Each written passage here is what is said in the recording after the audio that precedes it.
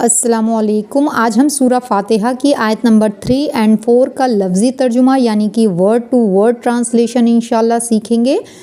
बिस्मिल्लाहिर्रहमानिर्रहीम।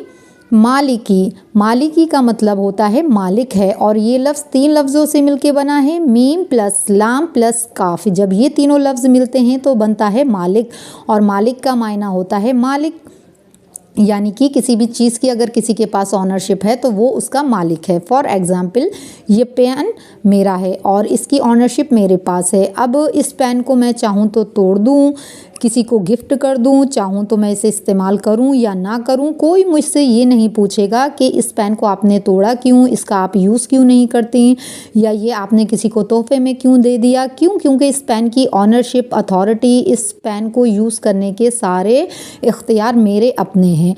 तो ये सारी चीज़ें मालिक के अंदर आती हैं। सिर्फ ऐसा नहीं है कि हमारे पास चीज़ तो हो लेकिन हम उसे यूज़ ना कर सकें, हमारे पास अथॉरिटी ना हो।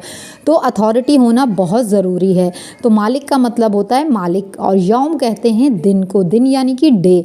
और इस्लाम में जो दिन स्टार्ट होता है वो सनसेट से स्टार्ट होता है, और इसीलिए हम देखते हैं कि जुम्मे के दिन मगरिब होते ही कुछ लोग सूरह कहफ पढ़ लेते हैं। क्यों? क्योंकि जुम्मा लग जाता है मगरिब से, और दूसरे दिन मगरिब होता है तो फिर एंड हो जाता है जुम्मे का।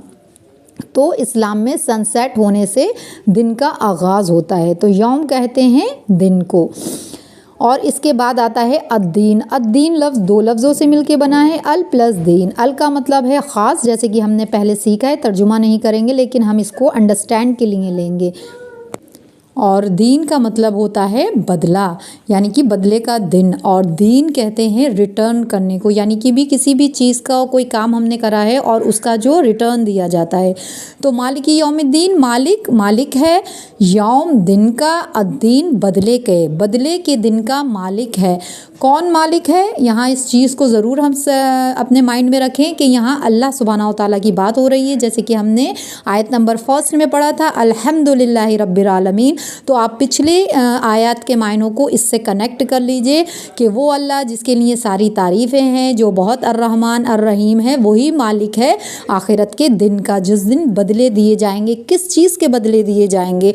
जो हम आज इस दुनिया में काम कर रहे हैं, अगर हम अच्छा काम कर रहे हैं तो उसकी हमें जज़ा मिलेगी, और अगर हम गलत काम कर रहे हैं तो उसकी हमें सज़ा मिल जाएगी। उस दिन हमें रिज़ल्ट दिया जाएगा इस दुनिया में काम करने वालों को, या तो हम पास हैं या फिर फेल हैं। तो मालिकी यौमिद्दीन, इसको जब हम पूरा मिला लेंगे तो बहुत आसान है इसका तर्जुमा करना, और इसका बहुत ही सिंपल मायना है कि मालिकी मालिक है, यौम दिन का, अद्दीन बदले के दिन का मालिक है। आगे पीछे मायना हो सकता है लेकिन तर्जुमे में फ़र्क नहीं आना चाहिए। जब हम रनिंग ट्रांसलेशन करते हैं तो उसमें अपनी सहूलत के हिसाब से कर लें कि मालिक है बदले के दिन का, या बदले के दिन का मालिक है, क़यामत के दिन का मालिक है, बात मफ़हूम वही आएगी। फिर नेक्स्ट आयत है इय्या का। ये लफ्ज़ 2 लफ्ज़ों से मिलके बना है, इय्या प्लस का। जब ये 2 लफ्ज़ मिल जाते हैं तो बनता है इय्या का, यानी कि सिर्फ तेरी या तुझसे। इसमें इय्या का तर्जुमा हम करेंगे सिर्फ,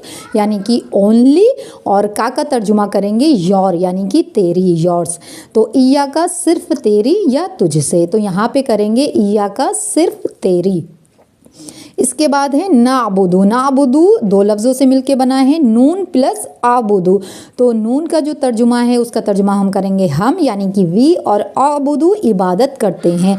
और आबुदू 3 लफ्ज़ों से मिलके बना है, आइन प्लस बा प्लस दाल, अब्द इबादत। अब्द अरबी में कहते हैं ग़ुलाम को, और जो अब्द जो काम करता है वो कहलाती है इबादत। तो हम अब्द हैं, यानी कि ग़ुलाम हैं किसके? अल्लाह के, और हम अल्लाह के लिए जो भी काम करते हैं वो इबादत कहलाती है।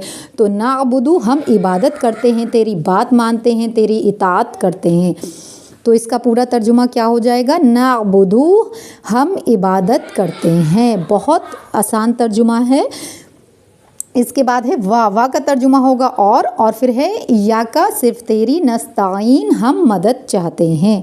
नून का तर्जुमा हम करेंगे जैसे हमने ऊपर पढ़ा है, और अस्ताइन ये 3 लफ्ज़ों से मिलके बना है, आइन प्लस वाव प्लस नून। तो ऑन कहते हैं किसी से मदद चाहना, किसी से मदद मांगना।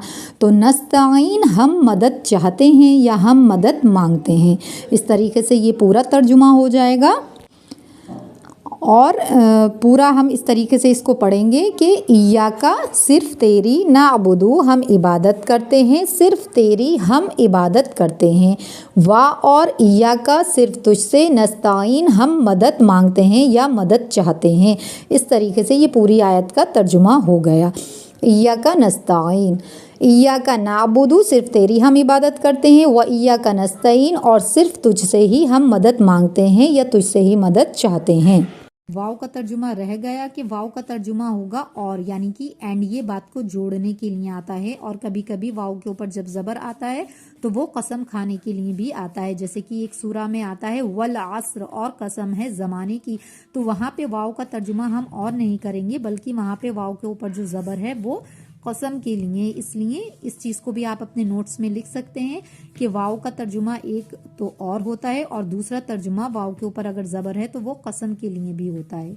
ठीक है, तो इस तर्जुमे को इंशाल्लाह रिवाइज़ कीजिए यहाँ से लेके यहाँ तक और अपने नोट्स में लिख लीजिए और कोशिश कीजिए कि विदाउट ट्रांसलेशन आप इसको पढ़ें, समझें और फिर देखें कि आपको नमाज में कितना लुत्फ़ आता है, कितनी गहराई आती है और कितनी अच्छी लगती हैं ये 4 आयतें पढ़ना।